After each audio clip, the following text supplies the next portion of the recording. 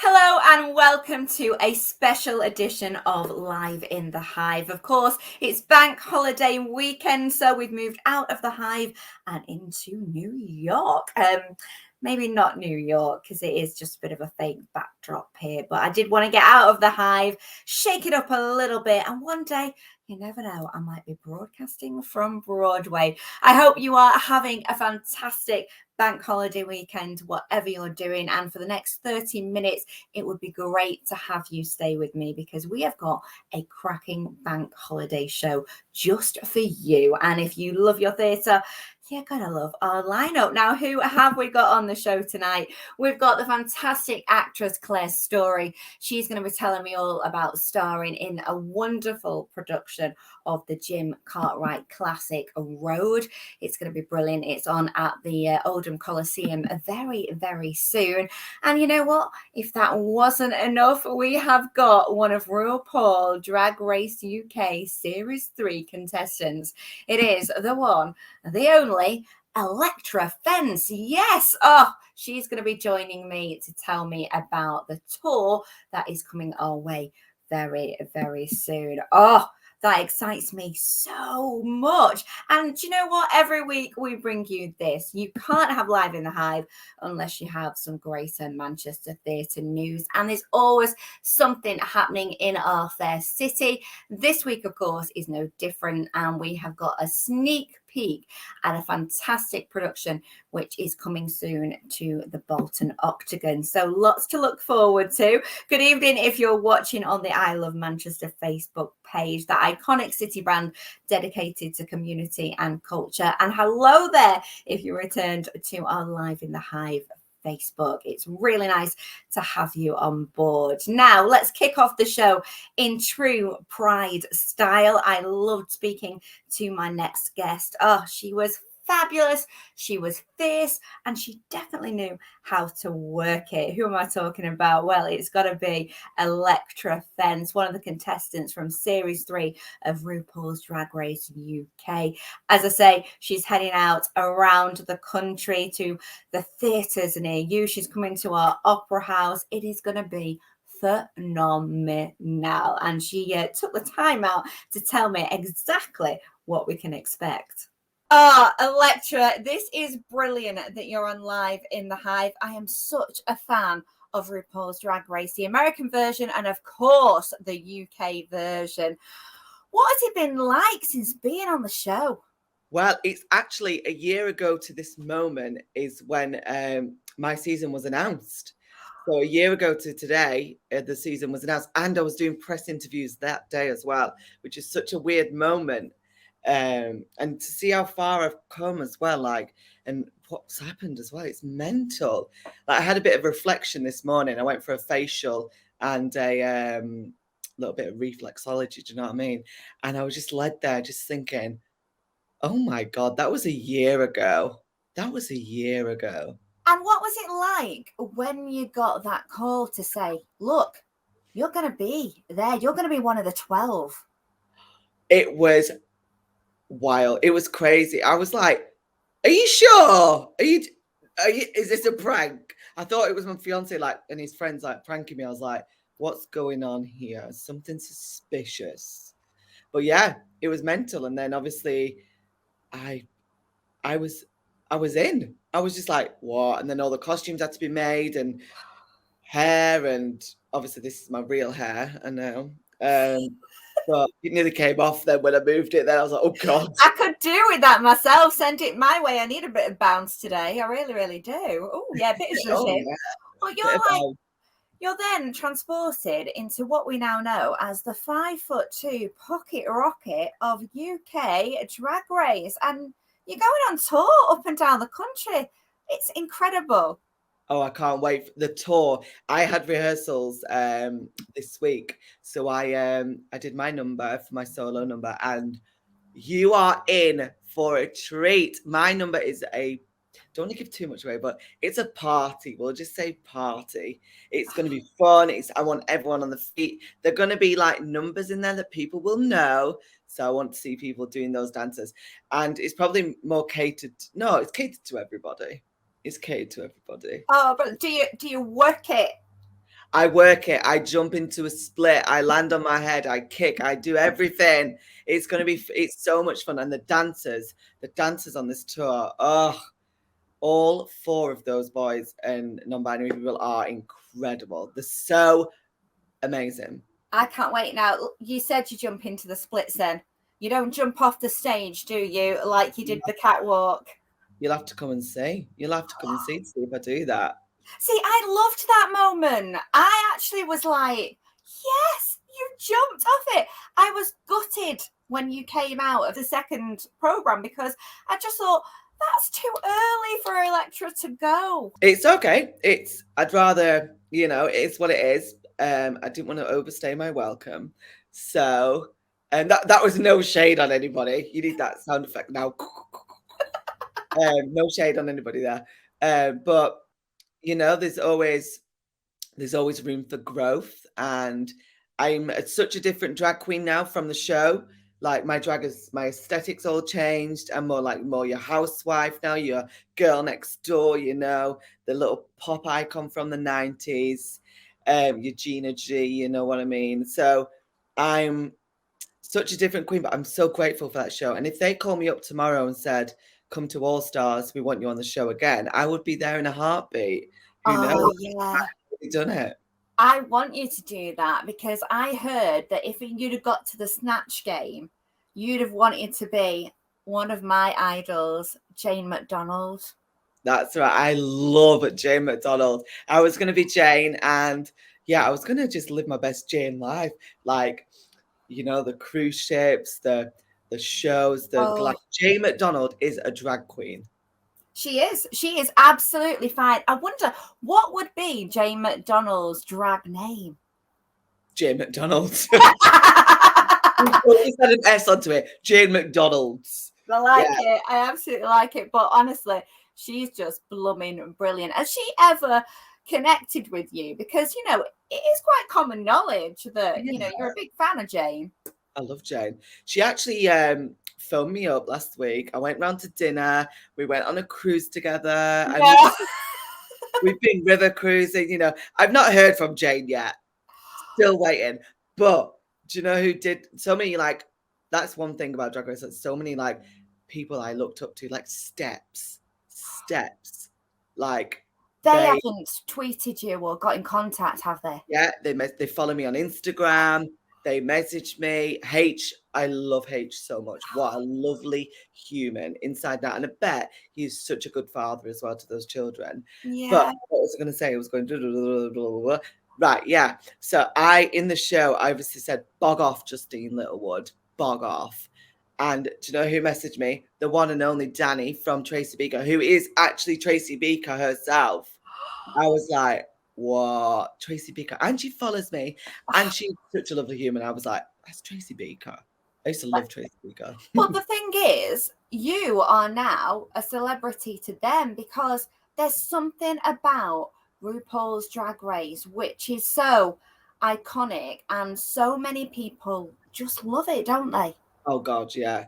It's such a it's a cult. Is that the word? No, not cult. It's such a big franchise. It's so everyone just loves Drag Race, and it's so good for all ages, from being, I don't know, a baby all the way up to your 99. Obviously with your parents' consent if you're allowed to watch it.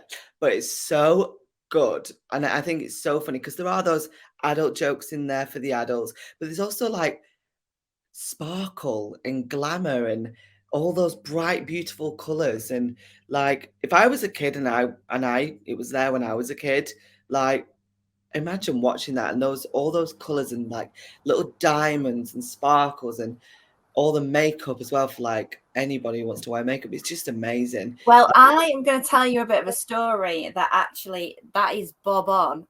My little girl is 12 now, and I've been watching Drag Race since the start. So I would have her sit and watch it with me. Yeah. For all her ages.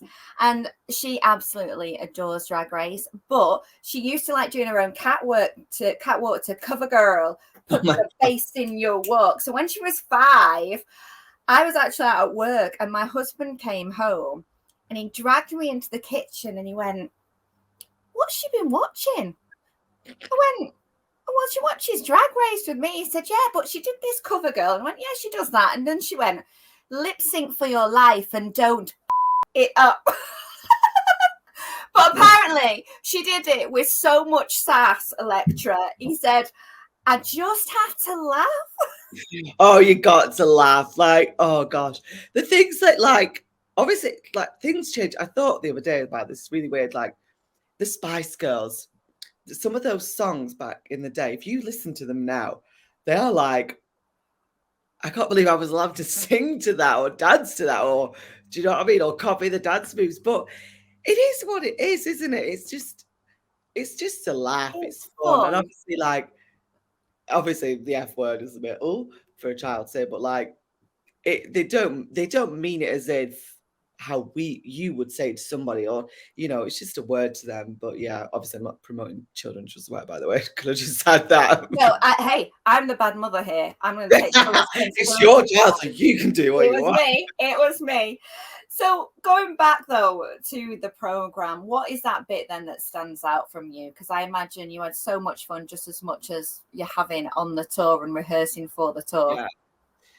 I think the whole process of like seeing the first moment when you walk in and the cameras are all there, because you don't get a practice or anything like that. You just walk straight into the studio. And I walked in, and that moment, and I heard my friend's voice, Vanity Milan, and I heard her voice, and I was like, oh my God, my friend's here. Because you can't really see them in your provisional and profiteroles. What's the word? Profiterole's a whole new thing. Peripheral. What? I'll say it. You lip sync it. Peripheral. That, and like I heard them, and I was like, oh my God. And then I think Vanity said, I don't know if they showed this, but a little bit of an inside goss. Vanity went, oh, this one can dance, and I was like, yeah, I can. And I can't remember if they put that in the show, but it was such a lovely moment. And I was like, oh my God, that's my friend. And I turned around, I was like, and I saw Valentine, I was just like, oh my God, I'm not alone. Like, because it's quite daunting going into this, because we're all big characters, we're all wild, we're all, you know. And that means it's going to be crazy when you're going up and down the country. And are you all still having that camaraderie? Because I know you got close to Kitty, didn't you? Oh yeah, I get on with everybody. Like, I feel like I'm one of the aunties of the group, because there are a few aunties in the group. Yeah, I get on with everybody. I've got, obviously there's like, we're all close. We have our little things and all our little groups and all this, but we're all such a family as well. I think like if one of us needs someone, or needs to talk to anyone or anything in the group, the group's there. It's such a little good sisterhood that we've got, and we're very lucky to have that, because I know like certain seasons from other franchises and part of that sometimes have like arguments, but we don't. We're literally, I love every single one of them, and I am close to like obviously all of them, but Kitty as well, and Ella, and Vanity, and Teresa, and River, and I could name more, to be honest. But yeah, Kitty and Ella and Vanity are very naughty, because we're very nasty to each other, but in a sisterly way. Like I call Kitty a pig in a wig all the time. Ella's just a nasty pig. And Vanity, she's evil. Well, don't normal sisters do that anyway? Oh yeah, we all get on. We all love each other. Oh, yeah. That's cool. And the fact that you're coming to the north, I mean, you know, you're our northern lass here. You are doing it for the north. You did it for the north for us, and you know, you brought it from Burnley, which is amazing. Is it going to be great going to the Opera House in Manchester and being with that northern crowd? I can't wait. Thinking about it, I'm getting emotional. Like, I can't wait to go to the Opera House, because my mum's going. So my fiance is going to travel up and take my mum. So my parents are disabled, but Charlie's going to go up and take my mum to the show. And I'm so excited, because we've been to the Opera House many times growing up, and more recently I became like sort of an ambassador for them. And they're so lovely there. All the front of house staff, all the bar staff, all the barbacks, everybody in that theatre is just lovely. And I can't wait to go see them all, because it's just such a lovely feeling when everyone's lovely, I think. And Yeah, I can't wait to see my mum in the audience. I think I'll probably get off the stage and just go and dance with my mum all the way through my number. Oh, Shantae, you stay, Elektra Fence. Oh my goodness, yes, you are the diva extraordinaire, and wasn't she just fabulous? That is going to be some show at the Opera House coming very soon in October. All those queens together on stage, they are going to work it. And Elektra Fence, of course, will shine like that pocket rocket that she is. Oh, I cannot wait. Now, something else I can't wait for is a fantastic production which is winging its way to the Bolton Octagon. Yes, it is a world premiere, no less. And we're going to be talking about it now in Greater Manchester Theatre News, because I have got a special peek behind the scenes of the production itself. It is called The Book Thief, and this is definitely one to put on your list to go and see.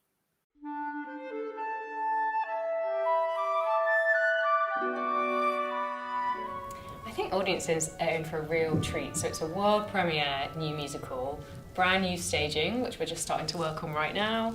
I think it'll be really dynamic, fast-paced. It's a multi-locational story. It's such an epic piece in many ways, and audiences will really enjoy just having this new story told for them in a really exciting, vibrant way. The Book Thief is based on the mega best-selling novel by Marcus Zusak, and it's the story of an orphaned girl named Liesel who is brought to become a foster child at a German family's home. That home is hiding a Jew in their basement during World War II. By interacting with this man and others, Liesel learns how words have the power to hurt and to heal.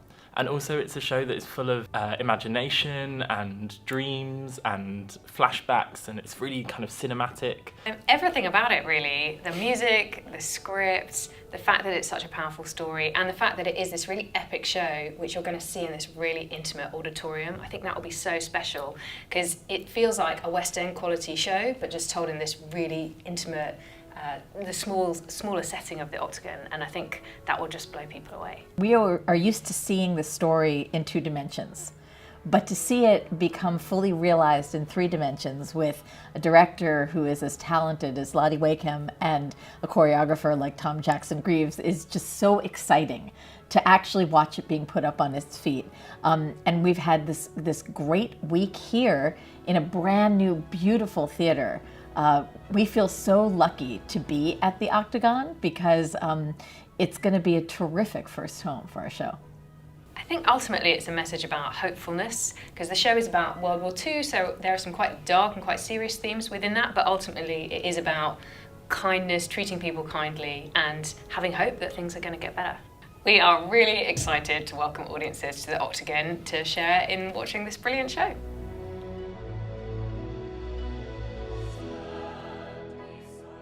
Now, if you're a fan of the gritty northern drama, then get yourself down to Oldham Coliseum this September. They're putting on a revival of Jim Cartwright's Road, and I caught up with one of the actresses from the production, Claire Storey, to tell me all about it. Claire, you are in the middle of rehearsals for Road. I love Road. Jim Cartwright, I think, is an absolute genius. How are those rehearsals going? Well, amazingly well. We're doing, we only started on Monday. Gosh, it's amazing how completely immersed you get in a show, and sort of everything revolves around it once you start. Yesterday, we saw some of the stuff that the others are doing, that they've been rehearsing with our director, Gitika. And just seeing it all starting to merge together, it's really exciting. We were all amazed, you know. It went really well. We're starting to get off book. We're starting to learn the lines already, which is unheard of this early, really. But I think we're all ready for it. We're all sort of ready to you know, we've been looking forward to rehearsing it, getting into rehearsals. No, we've only got 3 weeks. And then a technical rehearsal, and then we're on. And as I say, it's a very short run, so we want it to be ready for the first night And then we've just got 2-week run, which we're hoping is just going to go brilliantly. Oh, I think it absolutely will, because it is a northern play. It's iconically northern.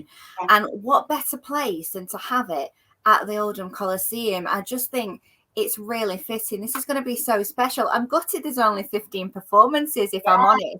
Yeah. But people need to go down there and see Yeah. this, because, it's not something that gets played a lot, Road. And I feel that it should do. And I was interested because it does feel so right for the Coliseum. It feels, and I don't know. I was going to do a little research to see if it had ever been done before at the Coliseum, and I don't think it has, which is amazing. And it's about time it was. So it's exciting. But yeah, only 15 performances, and I found, when I'm in shows, often we do. Normally the shortest run is about 3 weeks, and you find that people think, oh yeah, I'd like to go and see that. I'll go and see that.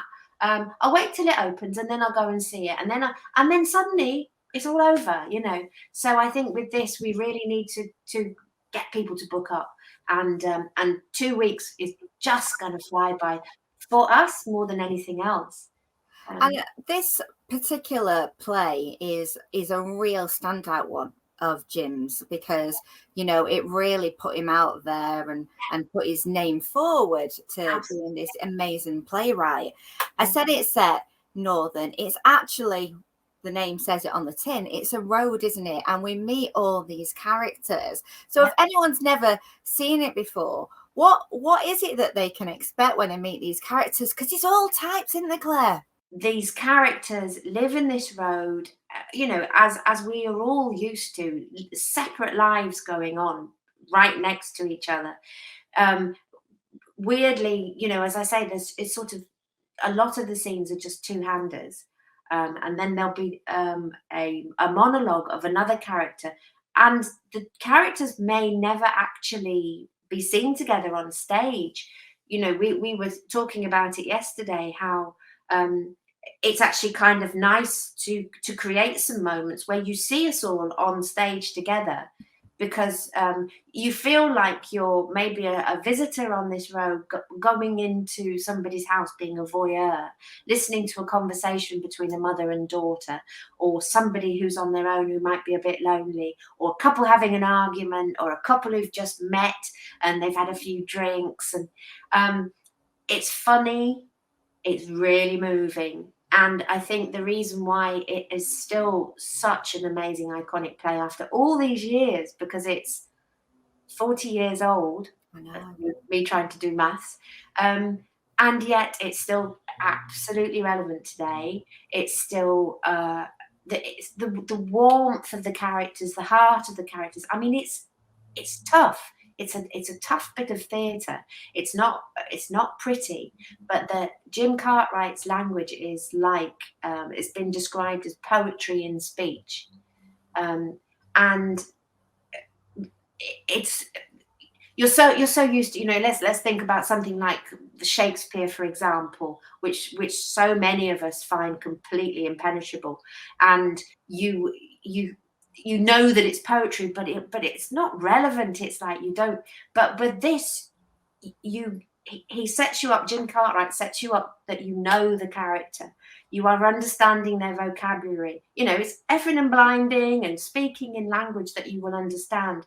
And then they'll say something from the heart that is so beautiful and poetical. It just draws you in. And I say it's really funny, but it's really moving. And these people's lives are, they're poor people. There is no money. People don't have jobs. There's not much hope. There's people who are sick.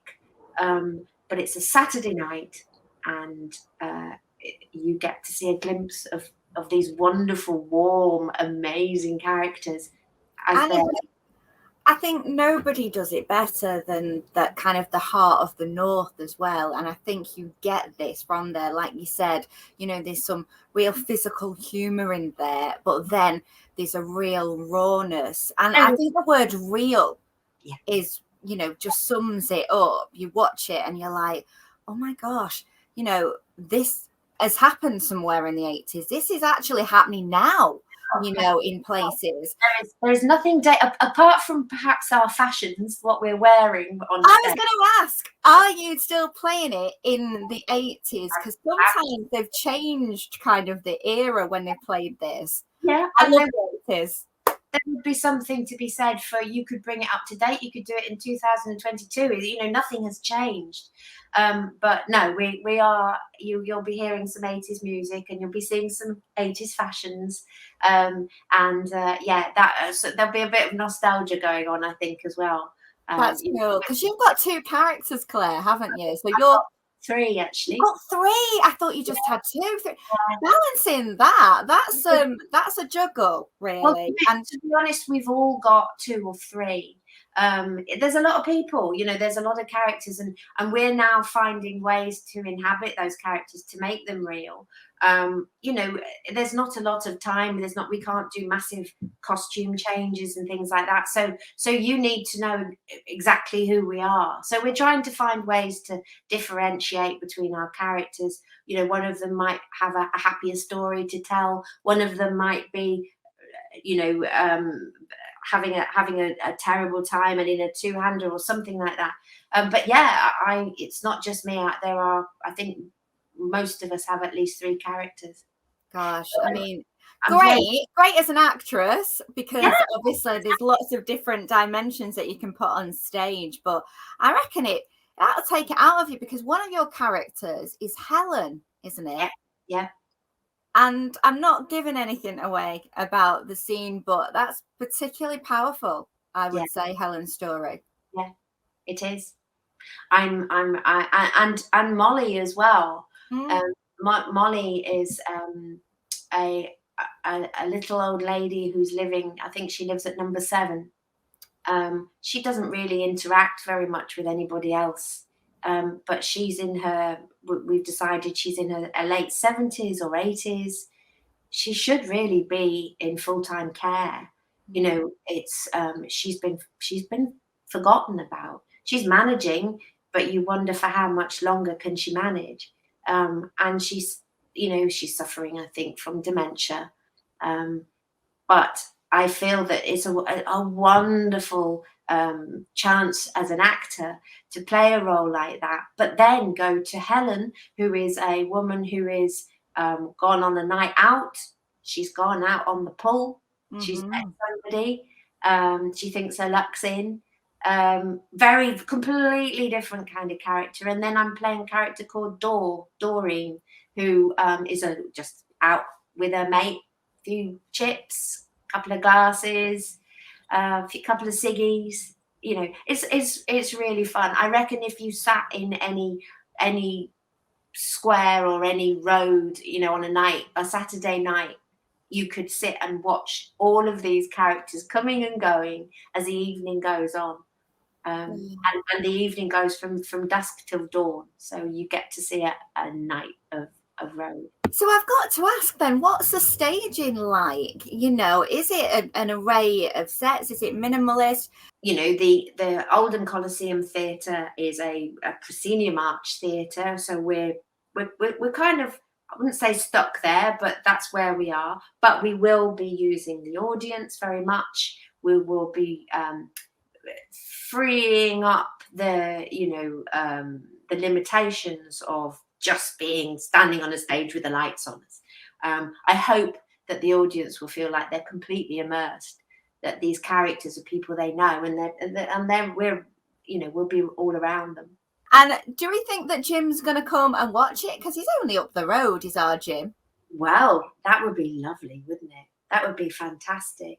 I know that people come to Oldham. They, you know, I think it's a very very precious in lots of people's hearts. People go to see shows at Oldham.